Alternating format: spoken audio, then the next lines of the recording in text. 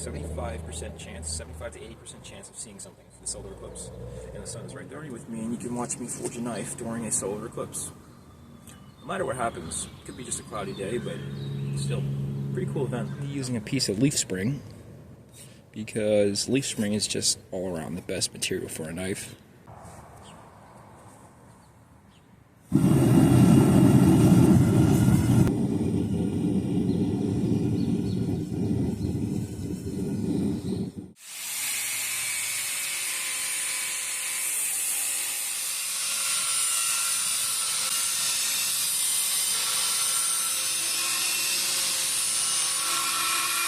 And now for my favorite activity, hitting shit with a big hammer.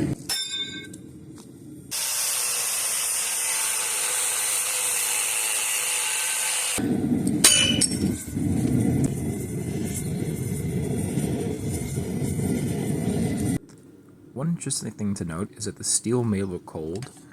Right here it looks a little bit cherry red, but it was well over 2,000 degrees hot when I had it in the forge, even though the forge doesn't look up to temperature from how bright that day was. Right before the eclipse, the sun was shining very brightly, and it just made the steel look like it was dead cold every time I pulled it out of the forge, but as you can tell from me hitting it with the hammer and how easily it's moving, it is up to temperature. It was just really weird to forge that day. I felt like I was hammering on a cold piece of steel. Pretty.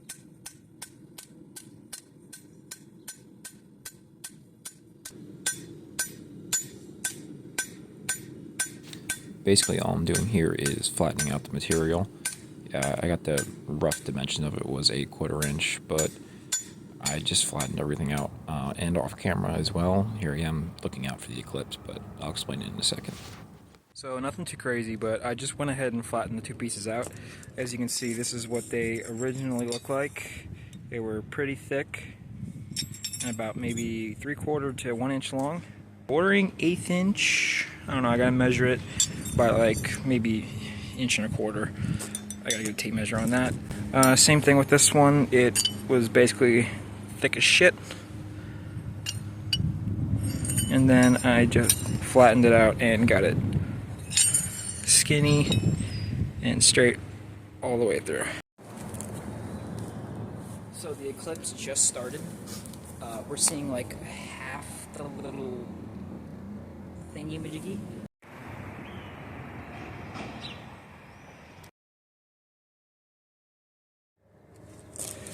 To forge a knife during a solar eclipse. This is so cool. Yeah, the clouds are edging us on really bad right now.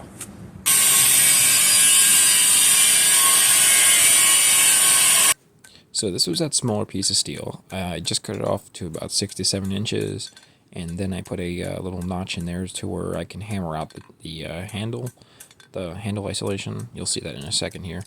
But I just wanted to note that the color of the steel is now actually showing through, because this was around 2 o'clock in the afternoon is when the sun started to go away, and everything started getting really dark really quickly.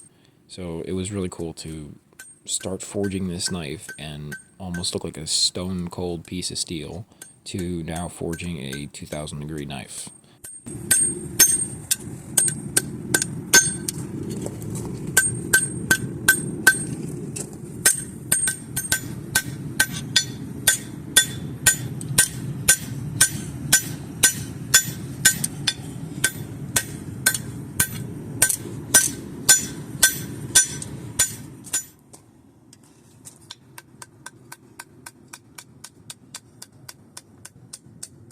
So, quick little comment to add here about this tail that I'm forging in. While it may not be some people's favorite, some people may not like it, but I learned this trick from a channel called Old Hickory Forge, where I learned most of my blacksmithing skills from, as well as this gentleman. But both of those two gentlemen I've learned from how to forge this little tail, or little hook, I guess you want to say, at the end of the knives. And I just wanted to give credit where credit is due, because ever since I started adding these to my knives, they've just looked 10 times better than they would have with a normal handle. And it's just a fun little way to add something different to a knife to make it look unique, and a great way to show off the skills and knowledge from the person behind the anvil, which is why I like it.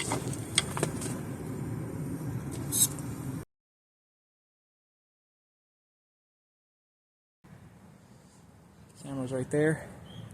Got it about an inch away from the lens to see if that even works. If it doesn't work, I'm going to blow it right down on the lens.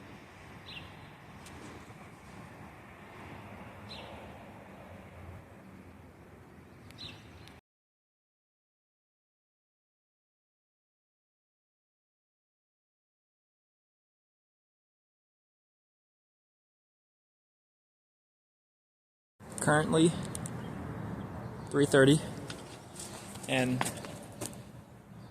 look how dark it is out. The sun's over there.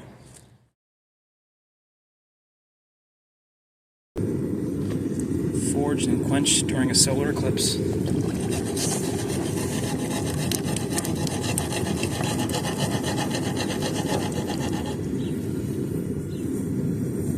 Hell yeah.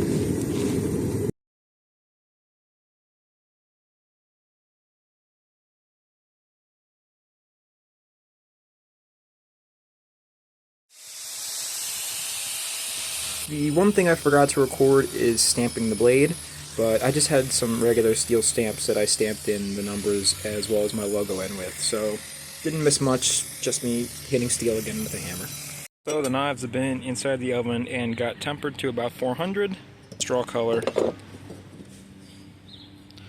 Now I'm just going to hit them with the torch and they'll be good. They're good. The reason I'm tempering the blade is because you never want a fully hard blade. If I were to drop this, it would shatter on the ground, and putting heat into the back just puts a little bit of springiness back into it. And I don't know why I'm doing that when I could just do that. No.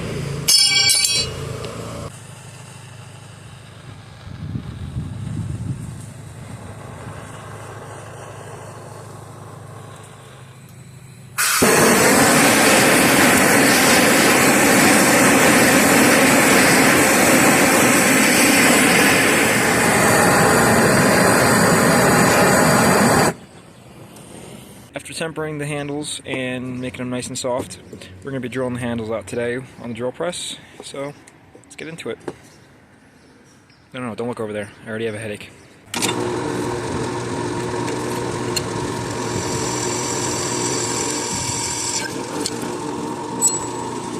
Beautiful, but it's off center.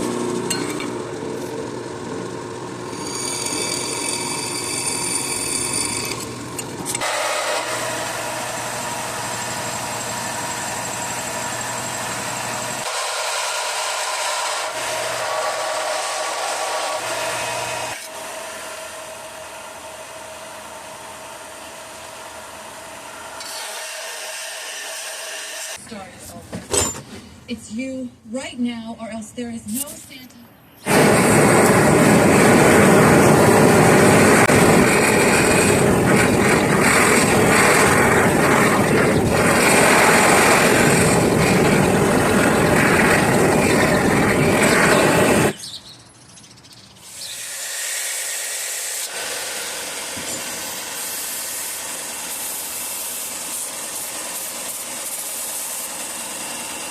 So you have to change belts.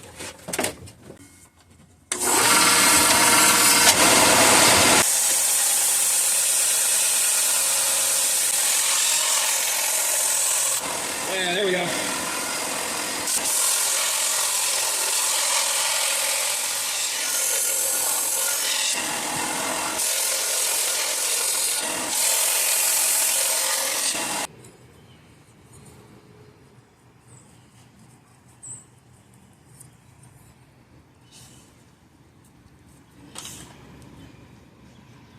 This one, I took it, ground it flat. I'm probably going to go with that blade profile.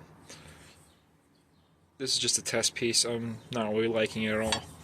And then I got this red stuff right here, which I don't exactly know what it is, but it's just really nice. So I'm probably going to use a few chunks from this.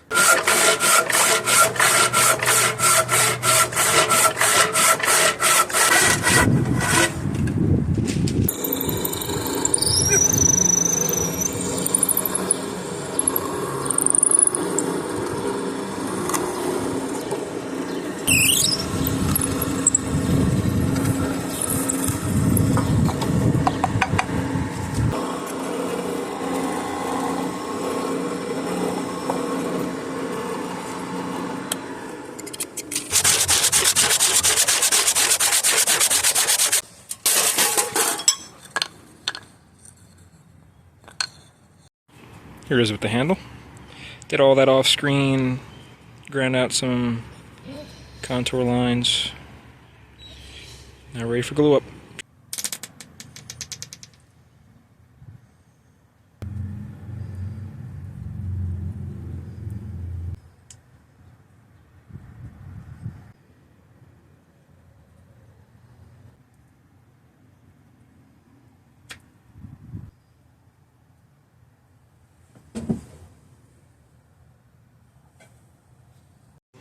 Letting that glue up. Nighttime again.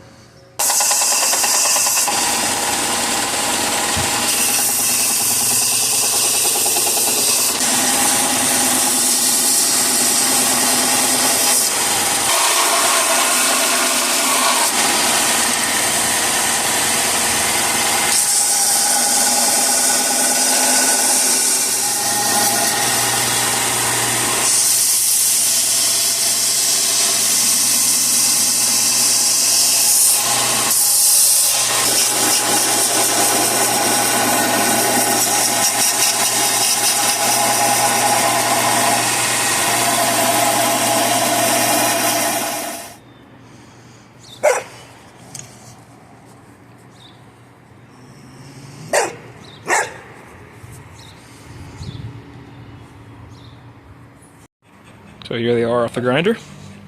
Then a 120, 240, 400, and then a 1000 grit belt. This video is getting too long already. I'm just hand sanding the blade. As my niece plays with my rocks.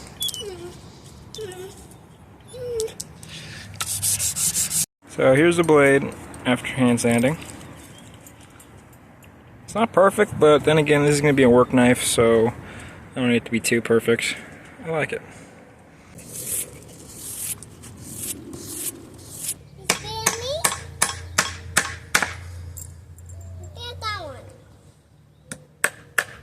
Careful. Mother, you gotta be careful. Yeah. Be careful. Don't put it on a finger. What's Mother doing? Chopping some wood. Come here, you want to chop?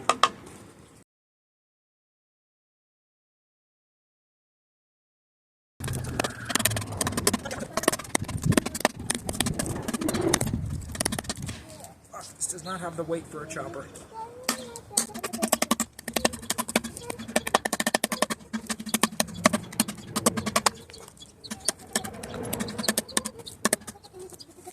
Let's get some assistance.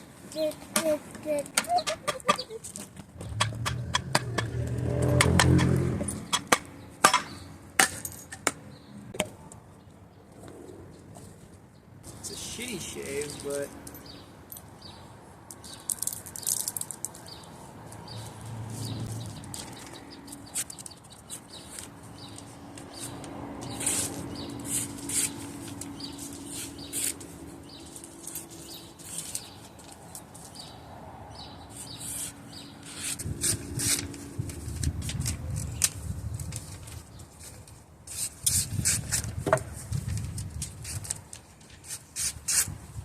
okay, so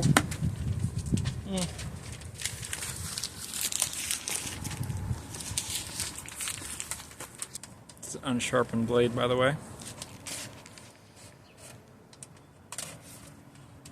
You can see the size difference.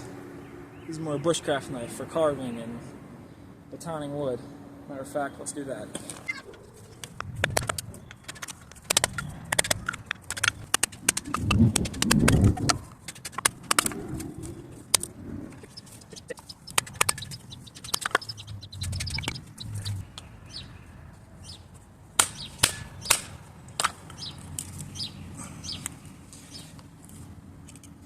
Main camera? No. Yeah, look at that.